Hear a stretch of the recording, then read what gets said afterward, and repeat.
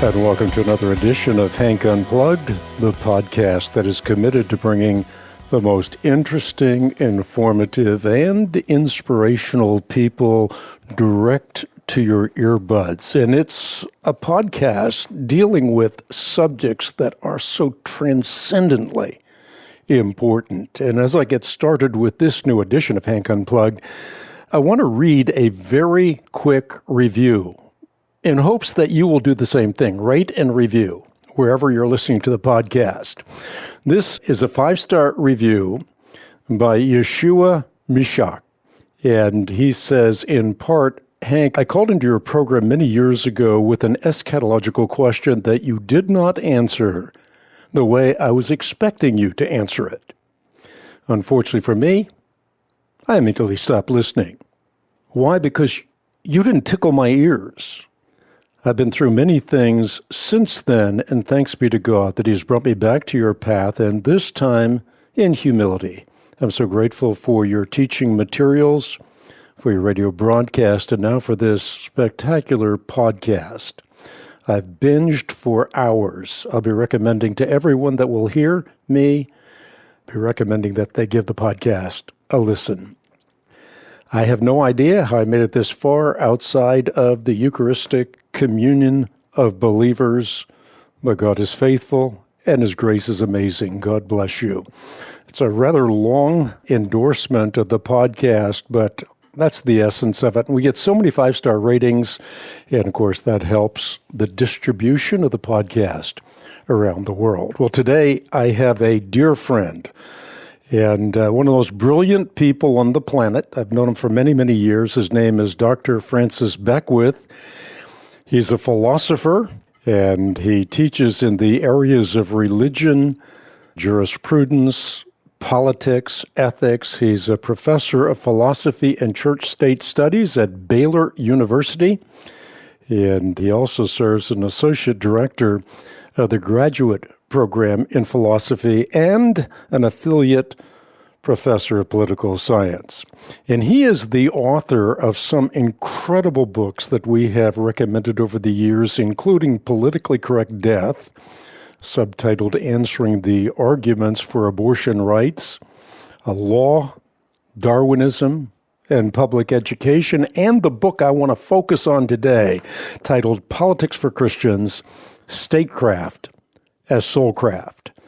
And let me say this about this book. It'll go a long way to helping you understand what is essential to know about government, about its laws, as well as natural moral law and natural rights. And this book is going to enhance your understanding of politics and Christianity. If you don't have a copy, go to the web at equip.org. It's our resource of the month.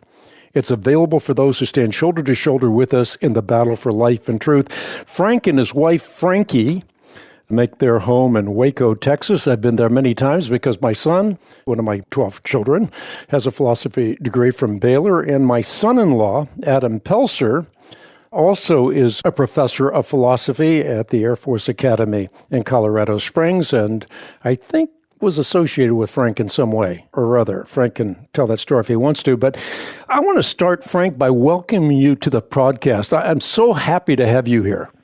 Well, thank you so much for having me, Hank. It's a delight to be here. Adam was a student of mine in the doctoral program at Baylor, so that's how I got to know Adam. Well, he is such a great addition to our family. He's a great father. He's quite brilliant in his own right, and he's a great husband. He and my daughter, Katie, my second oldest daughter, they've just got a terrific family, and he's doing a terrific job at the Air Force Academy. He's really making a difference while there's yet time. Yeah, we're very proud of him at Baylor. You know, we've had many doctoral students graduate in secure positions, and Adam being at the Air Force Academy is something that we're really proud of. Hey, Francis, let's talk about the title of your book, Statecraft as Soulcraft. What does that mean? Well, it's a kind of shorthand way of saying what Aristotle taught, the ancient Greek philosopher, and that actually was picked up by most thinkers in politics up until really the modern age, and that is politics is not just about having an orderly society and enforcing criminal law and contracts, which of course it does involve all those sorts of things. It also is about making sure that people are at least allowed to be good, not just good in terms of relation to the civil and criminal law and the political institutions, but being good citizens and good people. That is, statecraft, that is the role of the state, is to sort of form the soul. Now, of course, as a Christian, I don't believe that, government saves you. But, of course, living in a regime where, let's say you have religious liberty, or you live in a regime that is at least favorable, deferential to faith, you're more likely to flourish as not only an individual, but as part of a community of other individuals that are flourishing. So statecraft is soulcraft is simply saying that the law, the government, the institutions, the public institutions make us who we are. And this is the part that I think a lot of people don't grasp, is that even if the government says, we're not interested in soulcraft, it does do it anyways. It's just the very nature of a public institution to inform people about what is good, true, and beautiful, even if you happen to live in a nation like most Western nations that claim oftentimes to be neutral on moral questions. The government really can't be neutral on such questions. It's going to, in one way or another, tell us what is good, true, and beautiful, and it's going to shape the souls of its citizens by doing so. Yeah, and you pointed out many times the character of an individual influences the character of the culture, just as the character of the culture influences the character of the individual. You mentioned the word politics just a moment ago. What is the etymology of the word politics? Well, politics comes from a Greek word polis, which means the city. And so it involves, in a sense, the community, and not just as a collection of individuals, but as an entity that is greater than those individuals. So for that reason, politics, at least the way I define it, and the way it's been traditionally understood, is more than just, let's say, electoral politics. So we think of, for example, in 2020, we have a presidential election, and it's just about politics. Well, politics doesn't just involve elections and electioneering and voting. It also involves the sorts of kind of informal rules that arise in neighborhoods, right? Or our local ordinances, any sort of association that involves some set of rules that transcend the individuals is, in a sense, political. In a sense, the family is a kind of political institution in that sense. And this is why Aristotle taught that the family is sort of the beginning of the city. It's for the building block of the city. It's not in itself a city. In fact, he says that it's not a perfect state, because in order to have a perfect state, you need more than just one family. You need a collection of families that have members who do all sorts of things that none of us can do on our own. This is why we have different professions and, jobs and, talents and so forth. And, of course, political institutions arise so that those activities can be protected and sustained in an orderly fashion.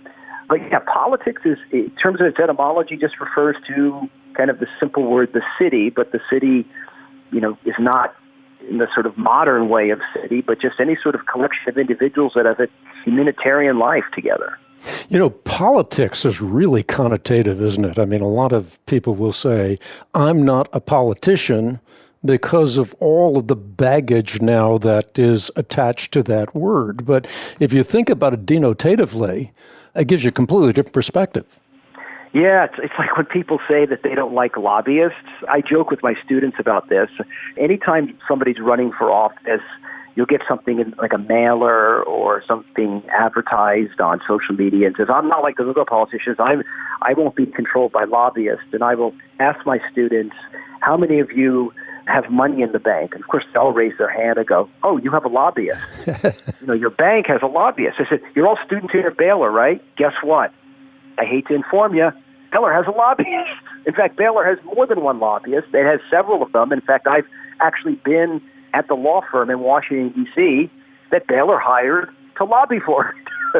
It's part of the nature of living in a free society in which we have representative government for people to actually be involved with politics. I mean, what's the alternative? The alternative is tyranny, right? I mean, one of the things that's in our Constitution is in the First Amendment, in addition to the freedom of religion and freedom of speech, is the right for the people to assemble and to petition their government with grievances. Not everyone can do that on their own, so they have to hire people to do it for them. Not to say it's perfect, it's got its imperfections, not to say that we shouldn't be critical of lobbyists when it's appropriate. But yeah, politics does have that connotation today of being almost like a dirty word.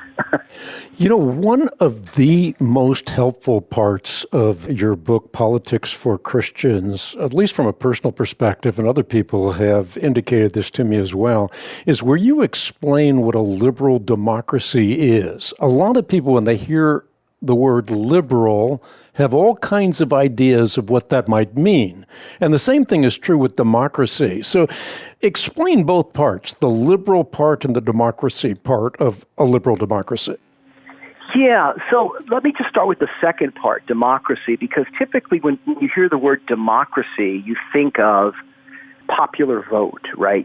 Everything's run by majority vote. And so people tend to think, and rightfully, you'll often hear, I've listened to talk radio once in a while, people say, we don't live in a democracy. And what they mean to say is this: we don't live in a nation that votes on everything. We don't vote on every law, that is to say, as individuals, right? We vote people into office that represent us. But the word democracy, at least the way it's been traditionally understood, liberal democracy doesn't mean that everything is voted on. It simply refers to the kind of equality that human beings share. That is to say, I am just as much a citizen as the President of the United States. We don't live in a monarchy. I oftentimes tell my students when I went to law school 20 years ago, I called it the great democratizing experience. And what I meant by that was I went to law school, I had a PhD in philosophy, and I thought I was going to just ace everything, and I was humbled. And I realized that I was just one of 50 students in Tort's class. We were all equal. So that sense of democracy, this kind of like equality that we have, but it doesn't mean that we vote on everything. It's because that would reduce to mob rule. And this is why, at least in the United States and in the American founding, we have a constitution that limits the power of groups for the purpose of securing that equality.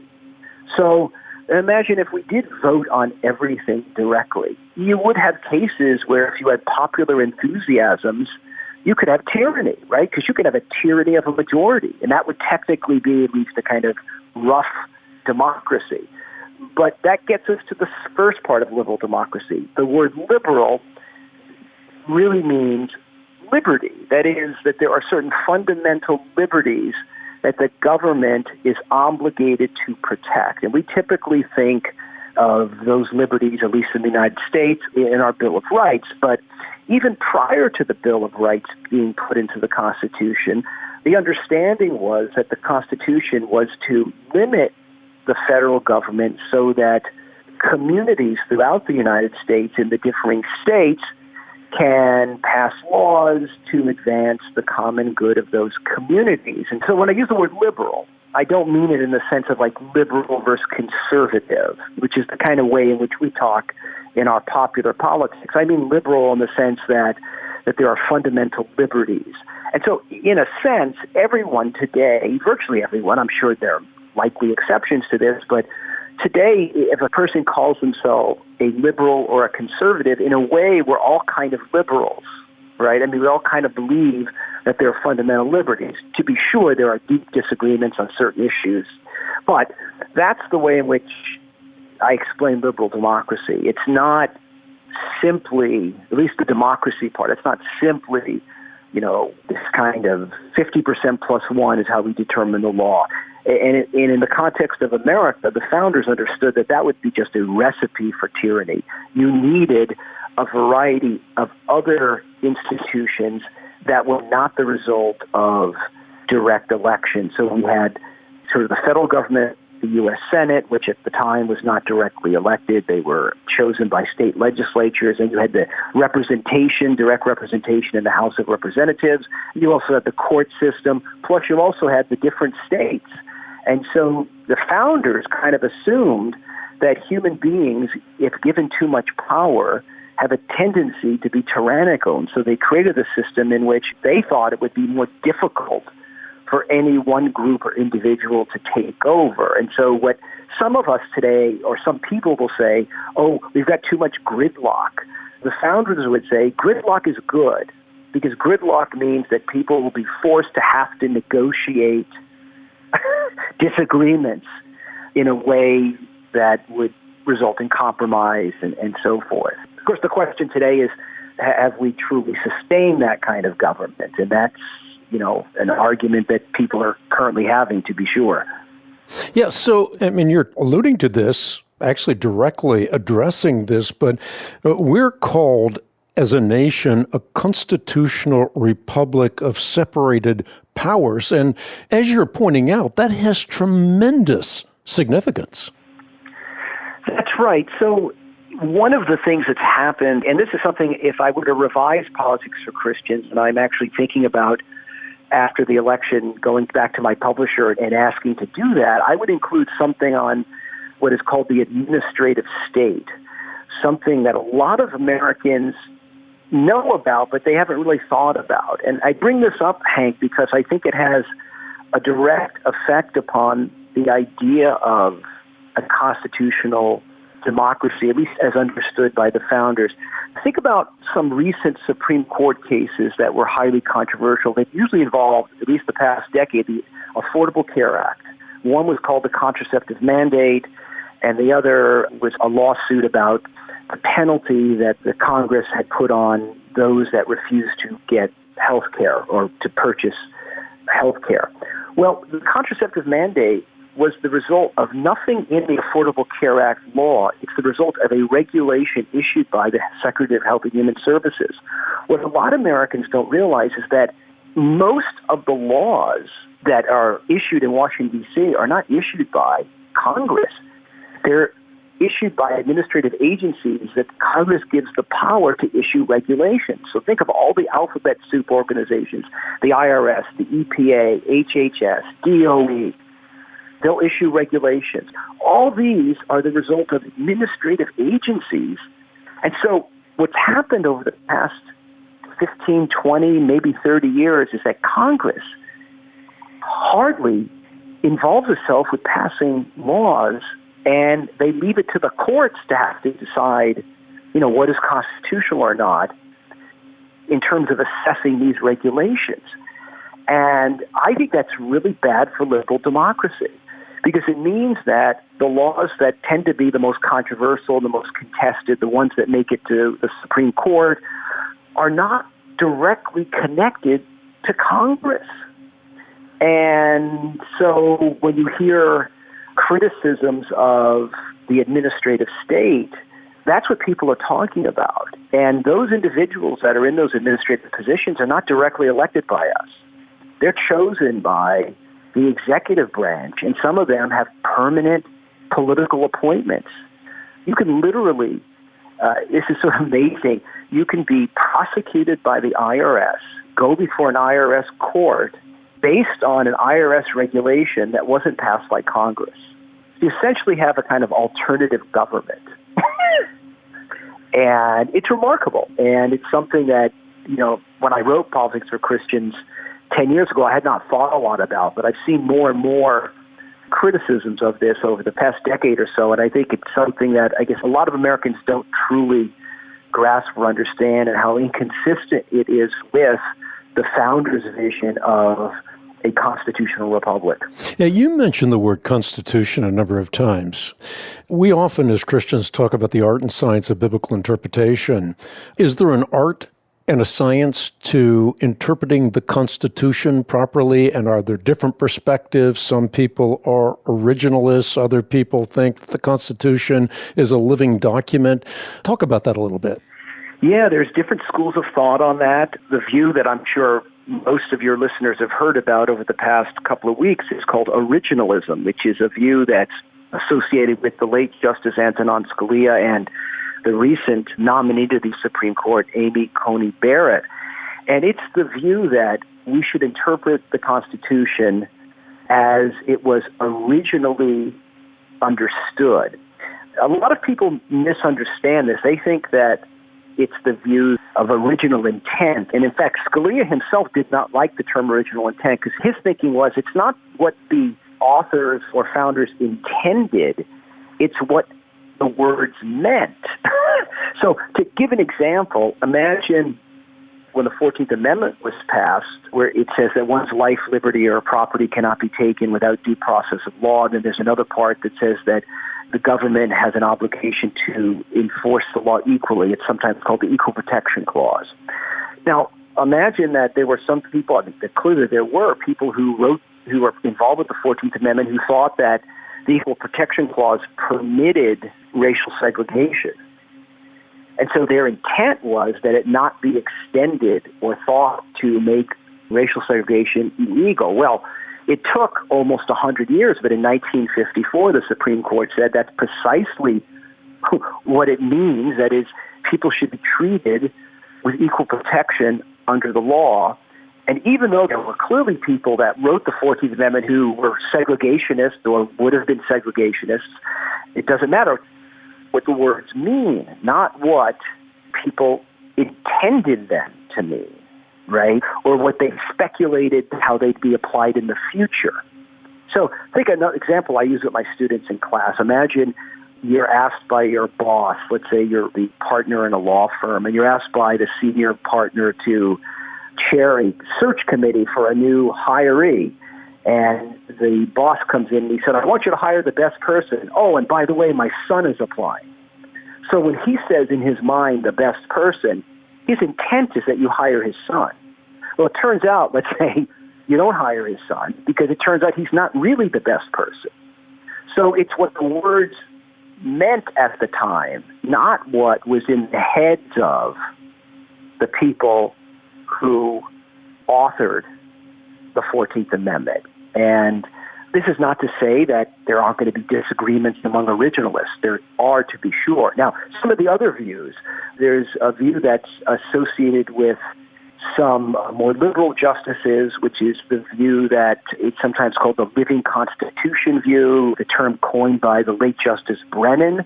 And it's the view that the Constitution sort of has to change with the times. And what's unusual about that view, I think a problem with that view, is that it tends to buy into this understanding that history is always getting better or progressing. So to give you an example from Justice Brennan's reasoning, in a couple of cases involving the death penalty, he argued that the Eighth Amendment, which prohibits cruel and unusual punishment, he says, well, today we recognize the death penalty as being cruel and unusual, so therefore the death penalty is unconstitutional. Now, Justice Scalia has pointed out in several writings, the Constitution itself presupposes the death penalty. It says that the government can't take life, liberty, or property without due process of law. Well, if you can take life with due process, then clearly the death penalty is accepted. And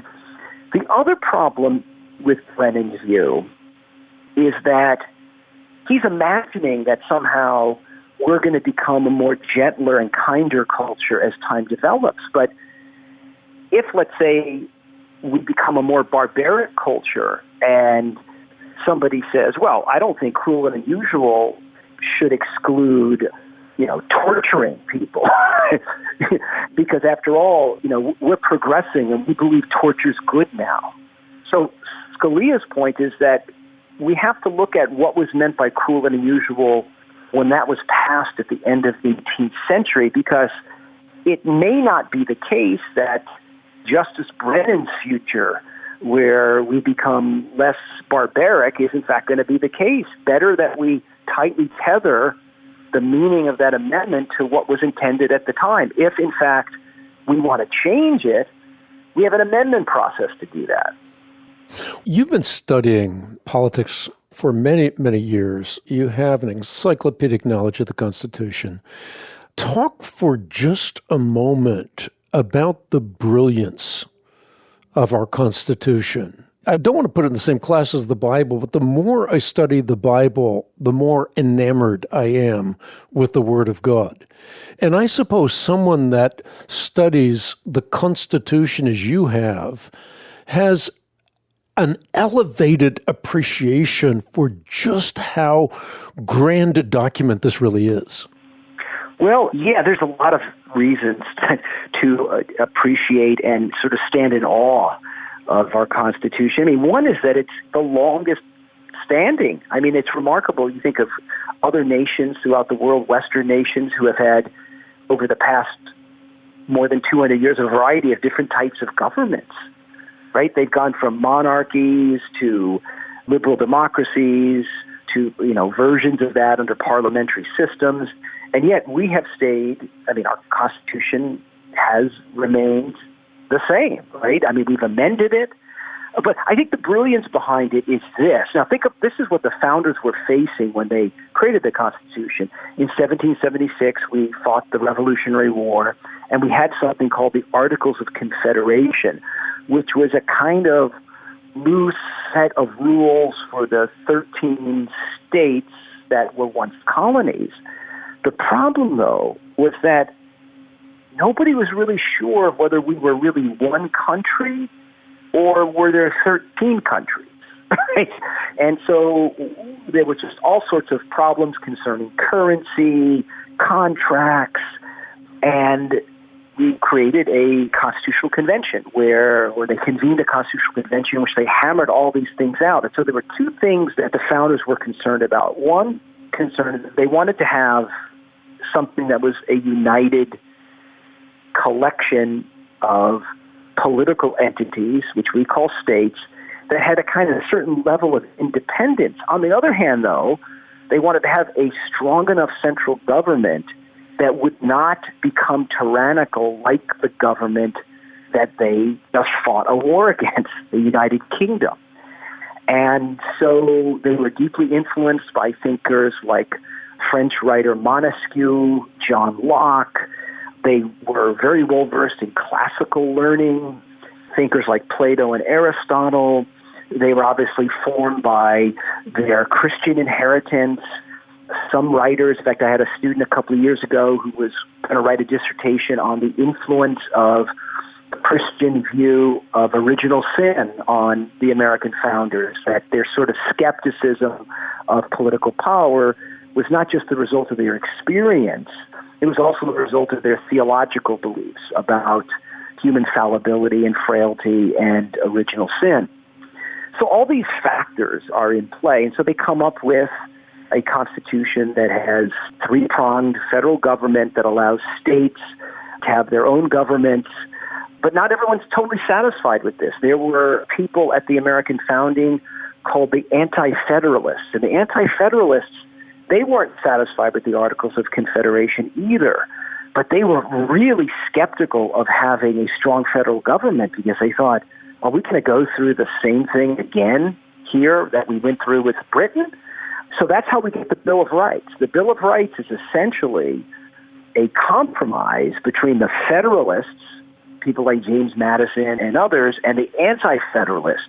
And so the Bill of Rights were put in as a limitation on federal power. So, for example, in terms of what the states can do. So this is why we have strong prohibitions against things like self-incrimination, limits on freedom of speech, very strong language about religious liberty and religious disestablishment. In fact, in the First Amendment, where it says that Congress shall not establish a religion, that's a limitation on Congress. 6 of the original 13 colonies actually did have established churches.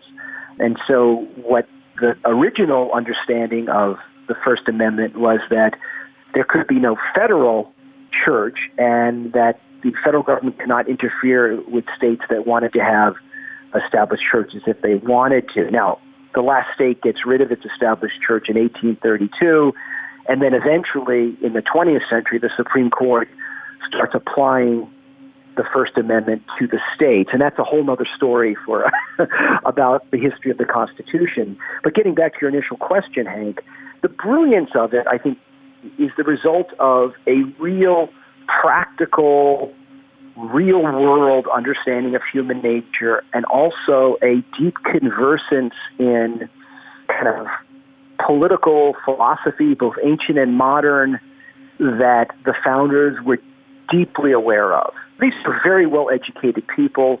They were classically trained. They knew not only the Bible, they also knew the ancient Greek philosophers. They were well-versed in modern philosophy, medieval philosophy. They also knew about what had happened in other parts of the world, right? They were on the verge of starting something that the world had never seen before. And so there's a bit of courage there too, right? I mean, for us, we kind of take this for granted. Oh, liberal democracy or constitutional republic, that's old hat, but it was new and had never been tried before. And so I think the brilliance of it is the result of just, perfect timing with just the right collection of individuals. And the providence of God. Talk about the benefits of a liberal democracy. You laid them out so well in your book. We sometimes take for granted the incredible privilege that we have. We can participate by voting. We have the liberty to worship. We can hold the government accountable, and many other things that you lay out in the book. And I think that has to be emphasized in this podcast, because if we don't have a high value placed on those benefits, we may well lose those benefits because we're not underscoring them, not only individually, but for our families and within our churches. That's right. So there's so many benefits. You've already alluded to some of them. Think about how we take for granted the very fact that we're having this conversation, right? And we're having this conversation, it's going to be broadcast to, hundreds of thousands of people who hear it, and we will say things that people may disagree about. We could, if we wanted to, discuss actual public policies and maybe be critical of people in elected office if we wanted to be, right? These are all part of our fundamental rights. We have the right to own property. We have a right to privacy. The government can't break into our house or take our papers without having a warrant, and it needs to go to a judge first. If we're taken to court in a criminal trial, the burden is on the state. And if we're going to be convicted in front of a jury of our peers, we have a right to counsel. And these are all things that are part of the infrastructure of our legal and political worlds that is unusual, at least in terms of human history. And what you mentioned about the possibility of losing it, and I kind of have that fear, Hank. I see many young people today who think of things like freedom of speech and freedom of religion as kind of interfering with what they think are the goals of social justice, or people that are frustrated or impatient with our criminal justice system. And I don't want to blame it entirely on them. I think they just haven't been enculturated in terms of their education as to why these things are good. So, we've seen several cases over the past 6 months, concerning the police and accusations of police brutality. And I'm not going to comment on any individual cases. I don't know enough about them. I don't know enough about the facts of those cases. But in the past, when I was growing up, if we read about cases like that, I remember my father would tell me, well, you're just reading what's in the newspaper. You're not in court. You don't know what the jury's going to hear. You don't know the evidence in the case. Don't jump to conclusions, right? That's the way people kind of handled, right, these sorts of controversies. Not everybody, to be sure, but people had an understanding that we had a system, and the system may be slow, the system may get things wrong, but the alternative to that is far worse. That is, to allow the mob to decide based on emotion and sentiment and enthusiasm who deserves punishment and who doesn't. The processes that are in place are meant at the end of the day to protect us from tyranny, even if that means that sometimes injustice wins. And I think that younger people today, some, not all to be sure, don't fully appreciate that because they see on social media, which is something that I thank God didn't exist when I was growing up. They see things and they say, oh my gosh, this is horrible. Something's got to be done. It's not moving fast enough. Therefore, there's an injustice. Let's burn things down. That is precisely what will lead to tyranny, because what will happen is that somebody will swoop in, an elected official, a politician. I will do what's right. I will end all the bad stuff, and in exchange for your freedom. And people, unfortunately, we've seen this in other nations, have done that.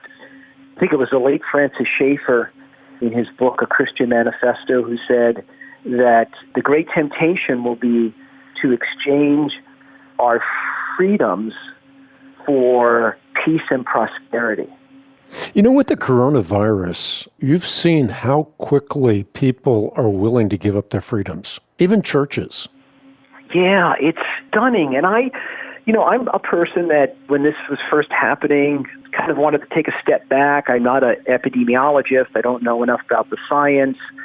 But I do know that in any sort of public policy judgment, there's going to be a trade-off. So it can't be that we must do everything we can to eliminate a virus, because if you did that, you would ultimately, you may actually result in more human misery, right? The sort of misery that results from mass unemployment, depression, which results in things like alcohol and substance abuse and so forth. So, yeah, I was stunned at how quickly, and I can understand, because I was somebody that initially who, obviously I still think that, we have an obligation to our neighbors to act in ways that don't harm them. But on the other hand, in the cases of churches, if in fact the government is treating churches or burdening churches in a way that it would not dream of burdening casinos and bars,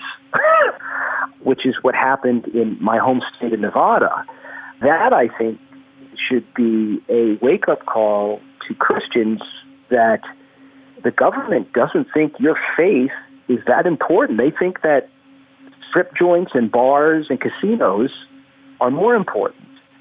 And so when you hear politicians saying, well, we just want to keep open essential services, but churches must close, I mean, the judgment there is that church is not essential. And that, I think, is not consistent with our tradition of religious liberty. Yeah, well said. You've mentioned the rule of law. And one of the points, and I think this may be in your book, I can't remember whether it is or not, but the second president of the United States, John Adams, of course, he famously said that our Constitution was made only for a moral and religious people, and that it's wholly inadequate to the government of any other. In other words, it's not possible to rightly govern under our Constitution a world without God. What do you say about that? I think Adams is right in this regard, that there's more to law and political institutions than the rules that are written down. That is, people have to be enculturated into believing that these things are good. And of course, and this is the element I think that Adams is driving at, that these principles are ultimately derived from something transcendent. That is, when we say, for example, that we have human rights, or that we believe that the role of the government is to advance the common good, that leads to another question. Well, what constitutes the common good? Well, you could obviously appeal to these sort of fundamental rights, but Is it the government itself that creates those rights, or is it simply the government recognizing that there are these fundamental rights, that they sort of exist apart from government, and that they are connected to the sorts of beings that we are? That is to say, how are we designed? What is our end? Now, if you go back to medieval philosophy, and my favorite philosopher, Thomas Aquinas, he defines the common good ultimately as our seeing God as he truly is, what he calls the beatific vision. And so for Aquinas, all our institutions, although they are there to protect and secure these, finite temporal goods, ultimately those temporal goods point towards something beyond themselves, right? So I'll give you an example of what I mean by this. I began about 2 years ago when teaching at Baylor, asking my students why they're in college. And you'll know in a moment why I do this, because there's been, over the past maybe 4 or 5 years, a real kind of diminishing of the humanities in the academic world. There are fewer philosophy courses, fewer courses in literature, and the emphasis now is more on what are called the STEM areas: science, technology, engineering, and medicine. And all those are obviously very good. So I ask my students, why are you in college? And they all say, to get a good job. Why do you want a good job? Well, I want to make money. Well, why do you want to make money? Well, because I want to have a family. I want to be able to take care of my children, maybe give to right causes. Well, why do you want to do those things? And there's usually awkward silence, and one or two students will say, because they're good. But why be good? And is there something beyond those goods? And my point is to tell them that all these goods in life are all instrumental goods that we engage in for the sake of this one good, right? And then I tell them, that's why you're in philosophy. that's what so in a way, what we're doing here is the most important thing. That is, we are talking about the ultimate reasons why you do all these other things, right? So getting back to Adams, I think Adams is saying something that, look, a constitution or any set of laws or fundamental documents in a nation should be worth more than the paper it's written on. But if you have a society that consists of citizens who are not inculcated and enculturated with these principles as true, it doesn't matter. Think about something like freedom of speech. You and I grew up during a time where, it wasn't unusual to hear people say things like, I don't agree with what that fellow's saying over there, but I will defend his right to say it, right? That kind of thinking is vanishing. And you'll hear things like, well, I don't like what that person says. It makes me feel bad. I think the government or the social media companies should silence him, right? And when you say to people, well, don't you believe in freedom of speech? They're not embarrassed to say, no, I don't.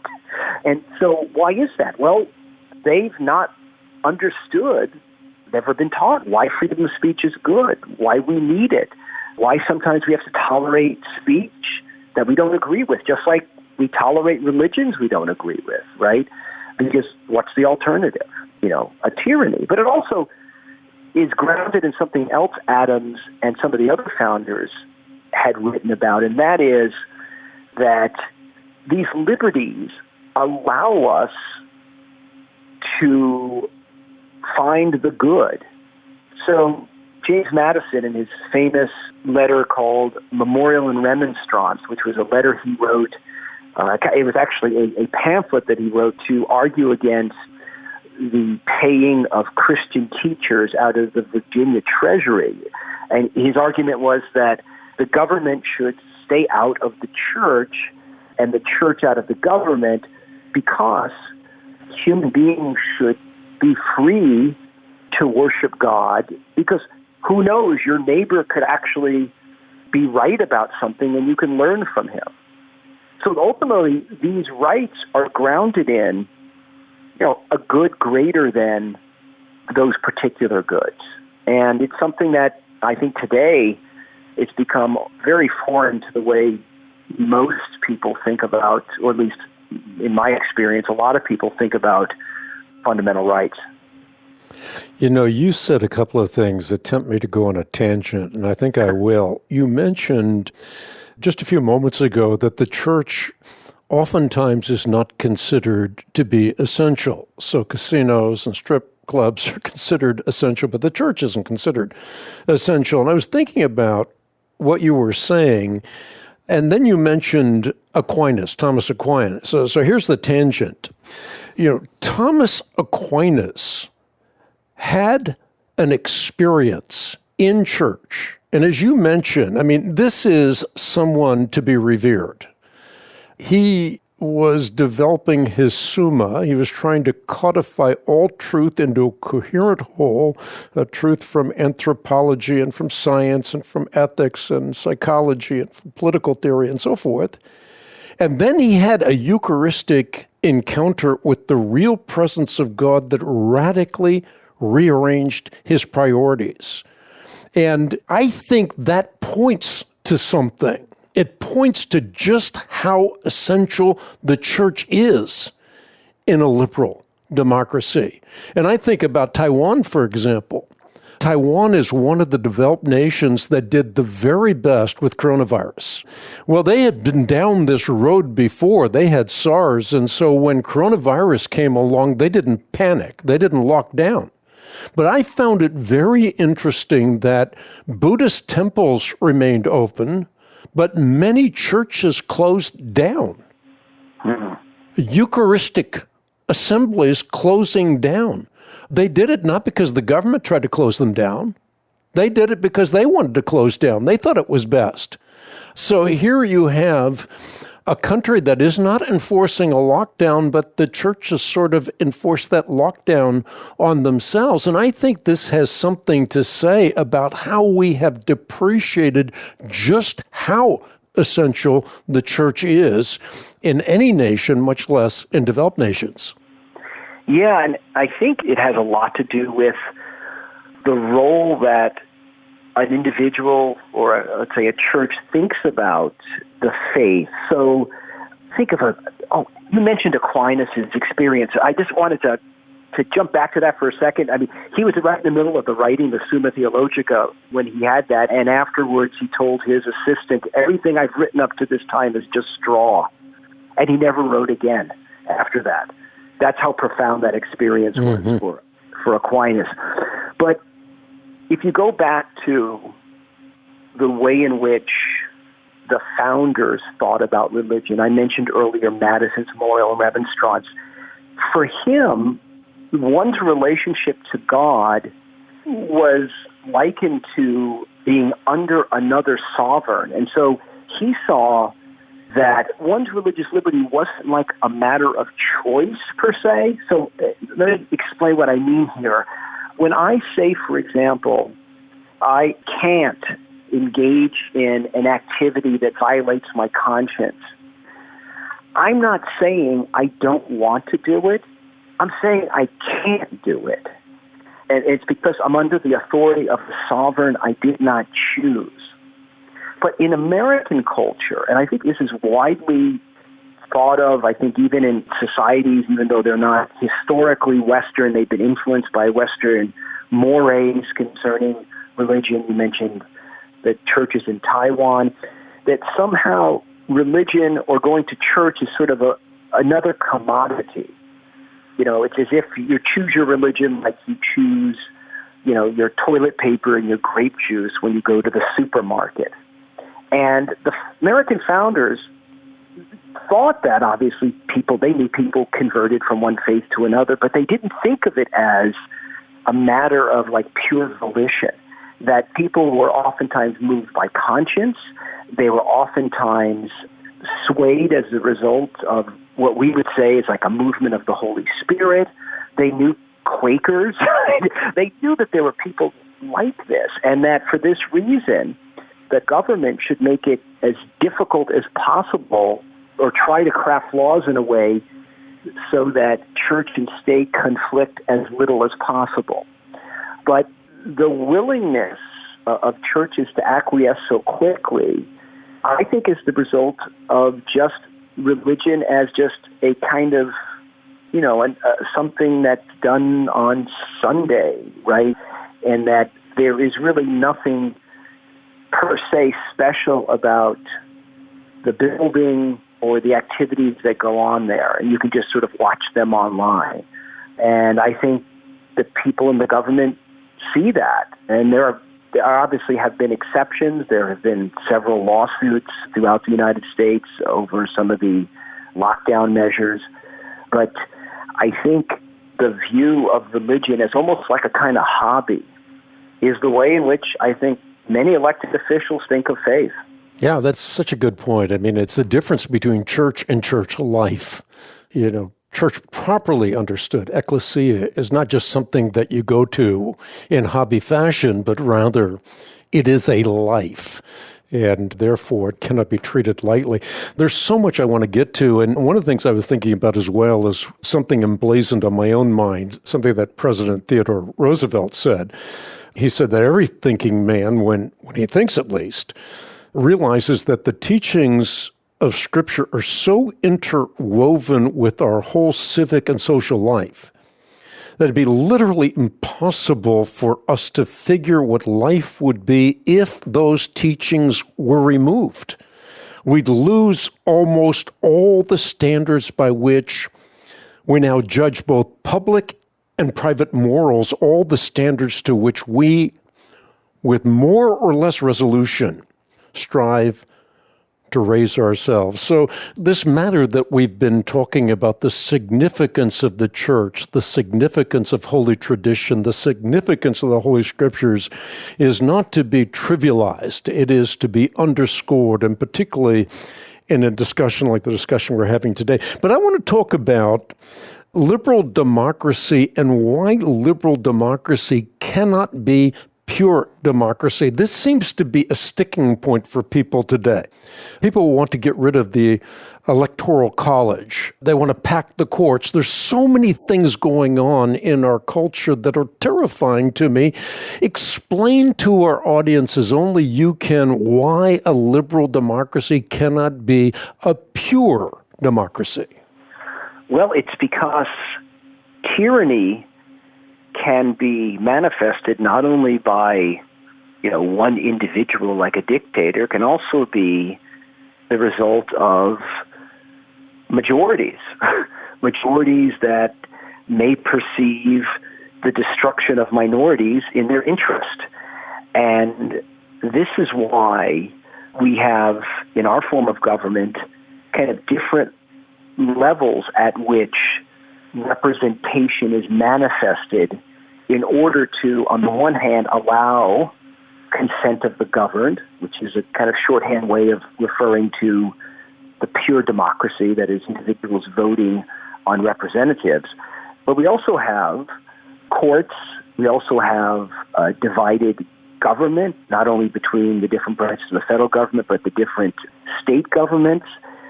And it's also because, if you think about what exactly is the point of the government, right?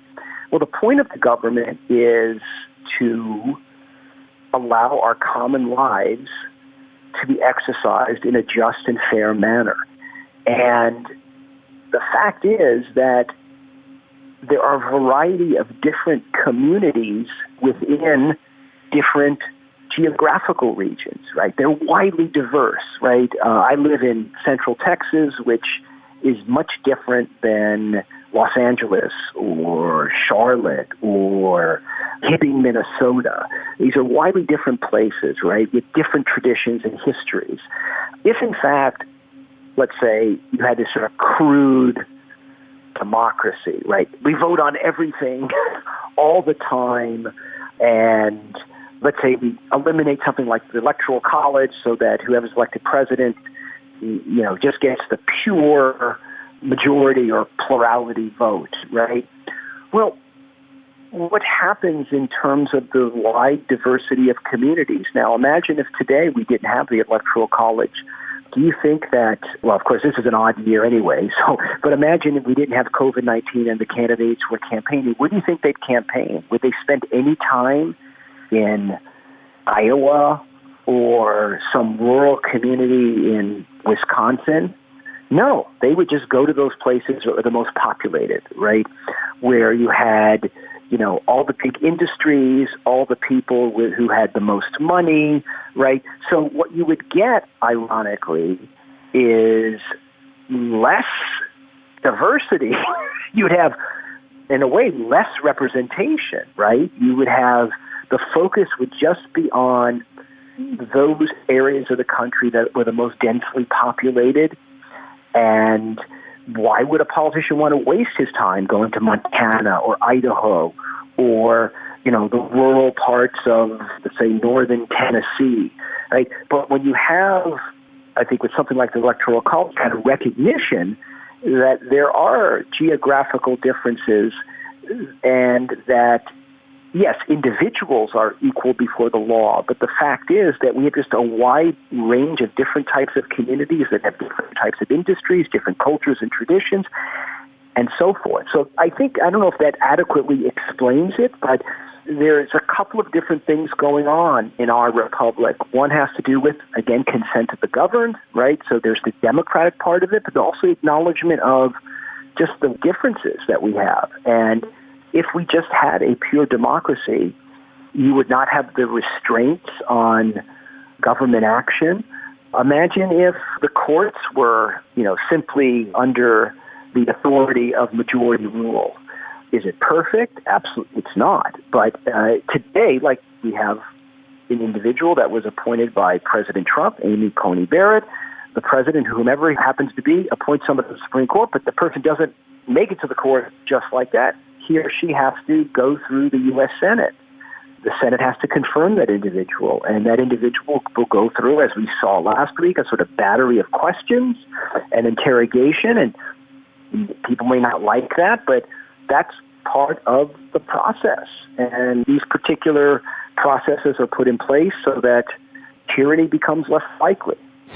Frank, I think it is so important for people to take the time to digest your book, Politics for Christians, because, I can foresee a time. I couldn't maybe 10 years ago when you originally wrote the book, but I can foresee a time today where you have major politicians urging us to get rid of the Electoral College, politicians talking about packing the courts. I can see that becoming a reality in our lifetimes. I honestly couldn't see this 10 years ago, but now you can see it. And it's so important for us to understand how we could easily degenerate into mob rule if we get rid of these aspects of our liberal democracy that make it so brilliant, so poignant, so profound, such an arbiter of liberty. Yeah, and what people don't realize is that we're called the United States of America, right? We have these political jurisdictions we call states, and the United States consists of not only its citizens, but citizens that live in the particular states, and those states themselves have interests, right? So if you eradicate that, if you eradicate the distinctions between the states and just make them no different than really large neighborhoods, I think you're right, Hank. You're fundamentally changing the nature of this country, and I think it's going to change the way people obviously run for president. So, we've had now, I think, since 2000, how many? 2 elections where the individual that won the Electoral College did not win the popular vote. Yeah. Or the popular vote. So you'll hear, well, so-and-so didn't win the popular vote, but nobody campaigned for the popular vote. They campaigned for the electoral vote. So that's a really unfair characterization, right? So, going back to 2000, Bush versus Gore, right? That was the first in my lifetime of somebody losing the popular vote and winning the election. And so, Gore won the popular vote. Well, no, he won the collection of all the votes that was the result of campaigning for the Electoral College. It would be almost like saying, let's say the Dodgers win the World Series. Yeah, the Dodgers may have won 4 out of 6 games, but the Rays got more runs. You wouldn't. That's a great analogy. The way the game is played is that it's each game, right? So if the game had been played differently, if, let's say, the Dodgers and the Rays were told you're going to play 50 innings in a row and whoever gets the most runs at the end wins, okay, that's the game. But the game here is you're trying to win states, right? Because we are the United States of America. So in any event, I think that people don't appreciate that, even though they're electoral college, once in a while the person who doesn't win the popular vote wins the electoral college, but that is the result of the way the game is played. If it had been played differently, who knows what might have happened? We just don't know. I want you to talk about natural rights and natural moral law, because liberal democracy assumes natural rights. And if we didn't have this assumption, it would have a dramatic impact on things like the abolition of slavery or racism and the like. So this is a very significant issue that you tackle in your book. Yeah, so let me just define what I mean by natural rights and natural law. So the kind of example that virtually all your listeners would be aware of is the claim in the Declaration of Independence where Jefferson says that we are endowed by our Creator with certain inalienable rights, including the life, liberty, and the pursuit of happiness. What he's essentially saying there, and if you read the rest of it, he talks about the role that the government plays in protecting those fundamental rights. That idea is not something obviously unique to Jefferson or newly introduced. It goes way back. In fact, even in the early days of the church, right, there were Roman writers that talked to, including Cicero, who talked about what we would call natural law. Paul the Apostle himself brings up this understanding in Romans. I actually think Jesus presupposes it in some of his sermons, where he says, would a good father give his son, a scorpion and say that it's a loaf of bread, right? He assumes that people know what a good father is, right? So basically what the natural law is, there are certain fundamental goods that human beings are ordered toward by nature that we can use our reason to judge about. So think about something like life. We're ordered towards life. Now, we're ordered towards it as a good. And it's sometimes difficult to grasp. You think, well, how do I know that that is what I ought to do? And the example I use in class is I ask my students, imagine if you heard of somebody, let's say a friend or a relative, who took his own life. What would be the first question you asked? They would say, why? Why did he do it? What if your friend said, I saw Fred walking across the campus? You wouldn't ask why he was alive. You wouldn't say, well, why is he doing that? Why is he alive? It's because you already assume that he is ordered towards the good of life. And if somebody takes a life, either their own, that's a justification or a reason. Even if you think the justification is wrong or not appropriate, you still expect a reason because you know the good to which we're ordered. Years ago, I had a student when I was at the University of Nevada, Las Vegas, who asked me whether the truth was important, and I answered, do you want the true answer or the false one? And so the natural law essentially is saying that we have these kind of natural inclinations to these goods, and now to extend it to the political sphere, that the government should recognize these goods to which we're ordered and make sure that the law makes it easier for us to be able to exercise those goods and not to harm our neighbors. So one of the other goods of the natural law is being able to get along with one's neighbor. And so we construct a body of laws that, in fact, makes it easier for us to do this. So think about, let's say, freedom of speech. So a natural lawyer would ask the question, why do we have freedom of speech? And, he would answer in this way, well, we have freedom of speech because human beings are ordered towards communication. Well, why is communication good? Because one can express ideas and it could lead to friendship and understanding and knowledge, which are themselves goods. And so the idea that there is a natural law is kind of baked into the idea of what it means to be a human being. And what the founders appealed to when they appealed to natural law were those very things. Now, they didn't use exactly the same language that I'm using. I'm tending to use language that is more connected to Thomas Aquinas, my favorite philosopher. But it's that thinking that there is something that transcends, that's something true about human nature that points to something beyond ourselves, and there are certain goods to which we're ordered, and the government, if it's going to do its job right, has to make sure that those are protected. And that's why we have laws against things like murder, theft.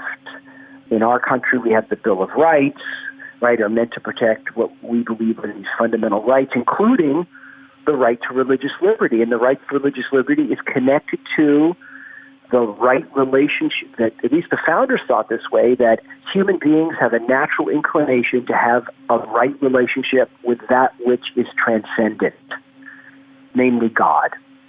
And for them, religious liberty was always connected to God in some way.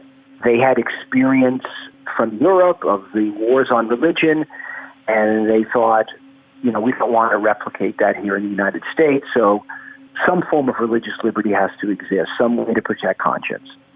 Why is it so important? And this is kind of taking a quick move forward, but you've talked about this in many different forms, the importance of understanding different economic theories. So the difference between capitalism and communism, the difference between Marxism and socialism. I really want you to underscore how important it is for Christians to understand this. Yeah, that's something I bring up in the book, because in the Christian world, Christians hold different views about the relationship between economics and social justice. And I think all Christians believe that the church has an obligation, in fact, we are told in Scripture, to be charitable, to extend our resources to help the poor.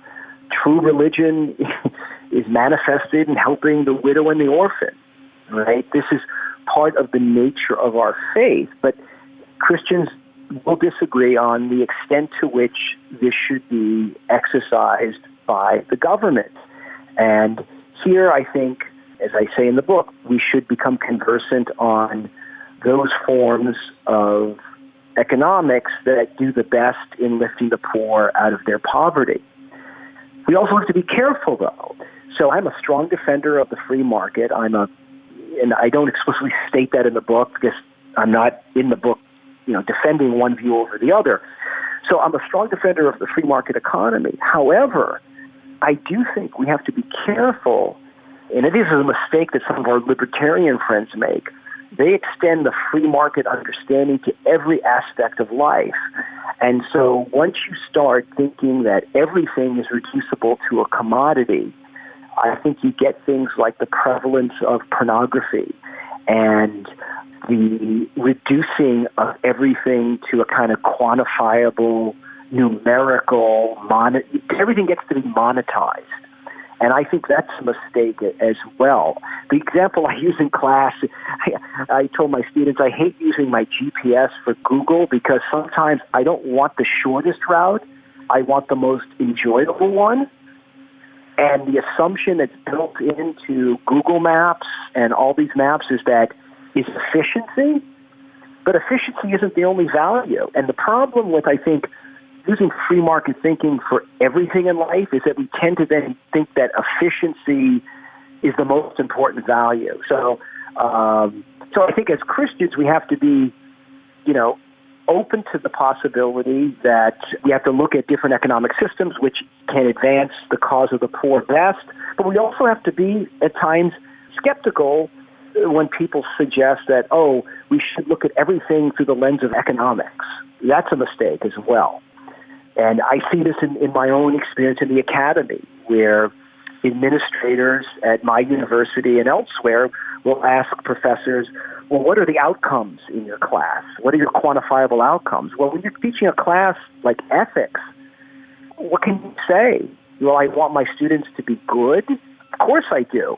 But I can't give you a number for that.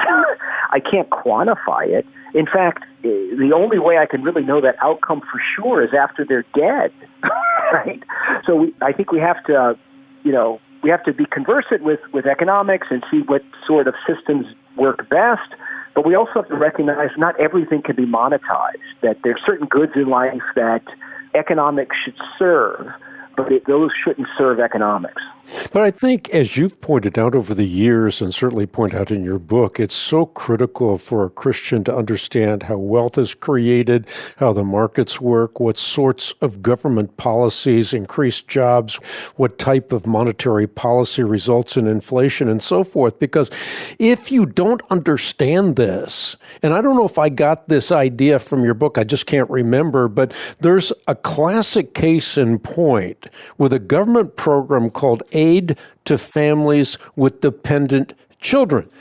Yeah. Well, that particular government program actually exacerbated poverty, and we wouldn't be supporting it as Christians if we understood how wealth is created and how markets work. That's right. Yeah, that's an example I do use in the book. Another example is one that occurred during the first George Bush's presidency. They created this excessive luxury tax, like on yachts, in order to raise more government revenues. And what happened is that, they did increase revenues slightly, but what happened was that the people that weren't extremely wealthy just stopped purchasing those high-end items, right? So the extremely wealthy get an effect, right? But what also happened is that all the people that worked on those yachts, the people that cleaned it, the caterers, lost their jobs. And so they actually changed the law because everyone thought, we're just going to, this will tax the rich more. Well, it turned out the people that were really harmed by this were the people that worked on those luxury items that were not wealthy at all, right? They wind up, not having any place to work. And so, you have to be careful, right? So if you're a president or a member of Congress, and if you're a Christian who's interested in making sure policies advance the common good, you have to look at it in all its dimensions, not just simply in terms of, look how much money the government is getting here, but maybe some of the consequences for those who are not wealthy is not what you would have intended. One of the things I wanted to broach with you is cultural Marxism, and whether or not cultural Marxism is a threat to liberal democracy. And the reason I'm asking this question is one of the co-founders of Black Lives Matter pointed out that she and her co-founders were trained Marxists. So you have Marxism not just as an ideology, but you have a Marxist cultural ideology that's impacting our nation as we speak. So again, what's cultural Marxism, and what does this have to do with social justice and things like critical race theory? Yeah, so that's something that I don't know a lot about cultural Marxism, but I will tell you what I think people mean by it. I've done a little bit of reading on it, but there's a wide range of views about what exactly it is. But let me just tell you what original Marxism was. Marx emphasized class differences between groups of people, between those that were very wealthy, those very poor, and the middle class. And his ideal was to have a classless society, one in which class differences based on wealth ceased to be. And so you get different sorts of nations that have, in one way or another, attempted that. We think of the former Soviet Union and many of the nations that were behind what we call the Iron Curtain. Cultural Marxism, it's not so much, doesn't really care about class differences. It cares about what is called identity politics. So the differences have to do with one's level as oppressed. So if you want to sort of compare cultural Marxism to old Marxism, the old Marxists say the bourgeois, the people that have all the wealth and everything today, sort of the cultural Marxists, that's equivalent to white heterosexual Christian male, right? They're the oppressors. And then underneath that, you have a variety of different identities, right? Whether it's LGBTQ, Black, Hispanic, and so forth. And the role of the state is in some ways to, advance the interest of those that are oppressed. Now, there's a lot of things that one can say about this. One, I think what I just told you in terms of identity and those categories, I think, are simplistic. The idea that you can actually make distinctions of individuals based on their identity or racial or sexual category, I think, is absurd. There are people that are white, heterosexual male Christians who are impoverished, right? And then there are those that fit any of the other categories who are doing quite well, right?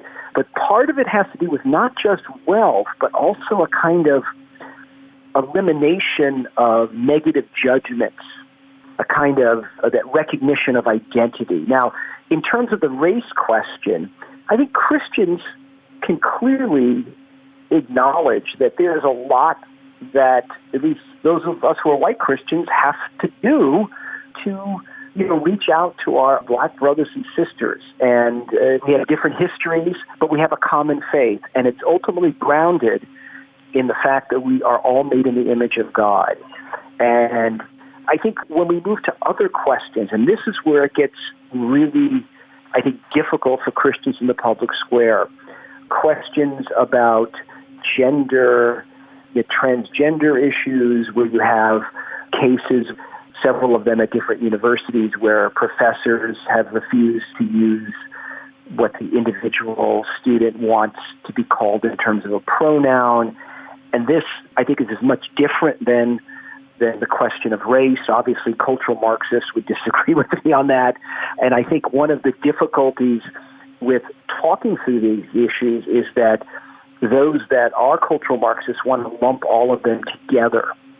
And I think that is it's a mistake. And I also think what it does in terms of the Christian community can be truly pernicious. So we have many Black brothers and sisters in Christ that we are united with on a lot of cultural questions. And I think as Christians, we have to work together to preserve not only the integrity of our own communities, but also our integrity as a church. And that means standing up for religious liberty and the right for Christian communities to be able to make judgments on these questions of moral theology that are, I think, being challenged by kind of secular views on human sexuality. Yeah. So there's a lot of things here, Hank. And as I said, I'm no expert on cultural Marxism, but I think your comments just prove that you really are. Oh, well. Anyway, I want to jump to something really quickly because, otherwise we'll be here until Christmas. And I'd be fine with that because I love talking to you. But I want you to talk about free will. Both you and I have a robust view of libertarian freedom of the will. How important is this notion to the overall concept of religious freedom? Yeah, so, there's a couple of different issues here. One is this sort of general question about sort of the metaphysical question of human free will. And you and I don't think I've ever discussed this before. First off, I know that you and I are both not Calvinists, so... I'm Orthodox, and you're Catholic. Yeah, and I'm a Thomist, so in terms of the general sort of metaphysical question of free will, I think I agree. I think human beings do have libertarian free will. But I also believe in divine providence. And so I think that God has the power to be able to work through us while we exercise our free will. And, well, how does he do that? I don't know. It's a mystery. And I'm willing to live with lots of mysteries. So the example I've used actually with my students on this, I said, how many of you believe the Bible is God's word? They all raised their hand. I said, but we say Paul wrote Romans. How'd that happen? How could Paul write Romans and it be God's word? Did Paul write Romans freely? Yes. Oh, so it's possible for God to exercise his power without limit and at the same time do it through a free person. if you can understand that, then you can understand that you can have divine providence and free will. I love what you're saying right now. I mean, I just absolutely love it. I oftentimes say that it is so comfortable for me to live in the land of antinomy. There's so many tensions, and we can't explain all those tensions. And so it's so wonderful to live in the land of antinomy, to live in this land of tension and recognize that the tensions are real and they're mysteries beyond our ken. Yeah, I think back to my younger self when I was in my 30s, and as a young philosopher, I thought of my Christian faith as something, it's a kind of intellectual puzzle. Not that that's all it was, but it really was dominant in my mind. And now I look and I think, if I had solved the puzzle, I'd lose the faith. And I don't mean to say that faith and reason are opposed. I don't believe that at all. But I do think that the fact that I don't want to worship a God I can figure out, I mean, that just to me is like, that's almost a form of idolatry. So yeah, the whole idea of mystery, I think, as I've gotten older, has actually been more comforting than anything. Yeah, a bunch of things I want to talk to you about. Let's see if we can hit these quickly. I can't help but think, as I'm speaking to you right now, Frank, about Amy Coney Barrett and Senator Feinstein's remark that the dogma lives loudly within you. When I heard that, it was like fingers on a chalkboard, because I was thinking immediately that while she's saying that, the dogma lives loudly within her as well. I mean, no one comes to issues like politics with a white lab coat on. We all have our biases. That's right. Yeah, I'm always amazed at how kind of not self-aware certain people are about that. Years ago, when I was at UNLV, I had a colleague in the communications department. Her name was Barbara Cloud. She's now since passed away. She's a delightful woman, but she came up to me one day, it was after my first year of teaching, and she said, I noticed in the catalog that you are teaching a course called Contemporary Moral Issues. How can you be objective and you're publicly pro-life? And I told her that, of course, I introduced my students to arguments by people who I don't agree with, and I try to be fair-minded. And then I turned to her and I said, Barbara, there are other professors who teach that course in the department who are pro-choice. Why don't you ask them the same question? And she was silent for about 3 or 4 seconds, and she goes, wow, I never thought of that before. And that just, it shows you that there are people, and I'm sure I've been guilty of this myself, where they don't think of their view as a view. They think of it as sort of obvious, and other people hold views. And I think that happens when you kind of live in a bubble. And I think, especially the academic world, where a vast majority of the faculty are left of center, and they come across a conservative, they sort of say, well, how can that person be a good teacher? They don't think of their own views as views. So the Feinstein comment, of course, she's got dogmas too, right? She holds views that she thinks that she won't compromise on. And we all do. And in fact, you can't live without them. You can't live without them. That's absolutely right. Maybe you could make a few comments as we close this podcast on the news media today. This is a big canard, a big issue to tackle, and sad to only spend a few minutes on it. But, I read 3 newspapers every morning. I read our local newspaper, I read USA Today, I read the Wall Street Journal. And one of the things that has struck me over the past few years, and this is becoming increasingly difficult for me to continue reading the newspapers, is that the news is so slanted. It's no longer news, it's opinion pieces. And you have so much disinformation that's being communicated in the interest of news. For example, and this isn't an attempt to be partisan, but I was reading newspaper stories about President Trump, who allegedly disparaged American dead war heroes as losers and suckers. I've never seen any evidence that backs up the claim that he says this, but it's communicated as though it is true. You have Chris Wallace in the first presidential debate saying critical race theory is just sensitivity training, when he must surely know that it is not. How does a liberal democracy function with a corrupt press? Yeah, that's a great question. I think there's several reasons why this has happened. I think we've always had, obviously, in this country, at least prior to the beginning of the 20th century, most newspapers, usually took sides, right? But there was a distinction between the news coverage and the editorial page. And over time, at least by the middle of the 20th century, journalism as a profession began thinking of itself as sort of kind of objective communicators of facts in the world.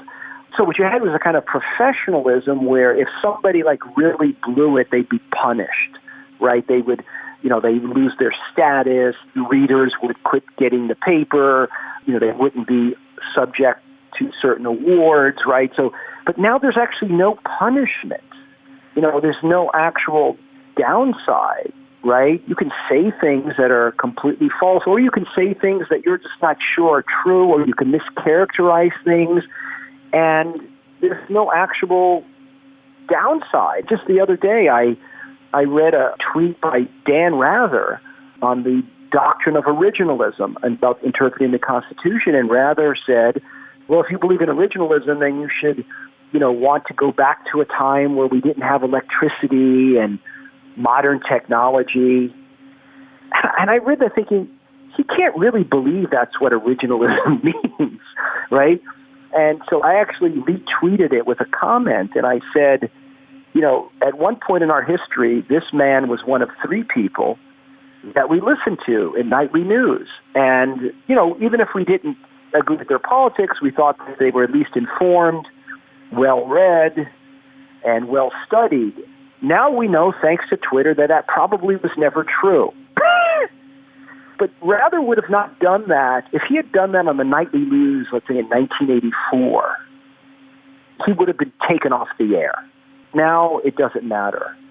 And what I think people don't realize is that it not only harms the republic, but it also harms the people that engage in it, right? So what kind of people do we become when we do those things, especially if we're negligent or intentional on it, right? It actually changes our character. But, I don't know what the answer is.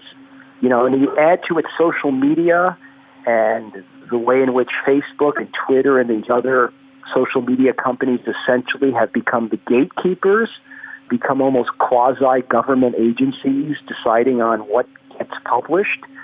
It's a real scary thing. It is a scary thing. But it's so important for us as Christians to be well-informed. And that's why I'm so delighted to recommend your book, Politics for Christians.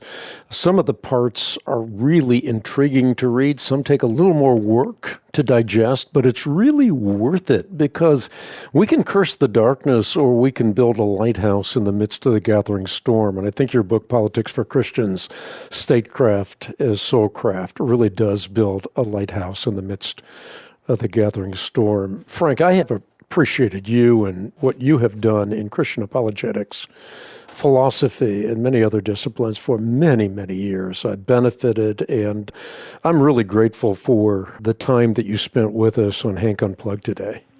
Well, thank you, Hank. I'm honored that you invited me on again. It was enjoyable as always. Well, thanks, and hi to Frankie, and may you continue for many years raising up students, writing. You're making a difference while there is yet time. And for everyone tuned in to Hank Unplugged today, remember that this podcast is dependent on your rates and reviews. That's what gets us into the earbuds of thousands of people, perhaps many, many more all around the world. So thanks for tuning in to this edition of Hank Unplugged. Look forward to seeing you next time with more of the podcast.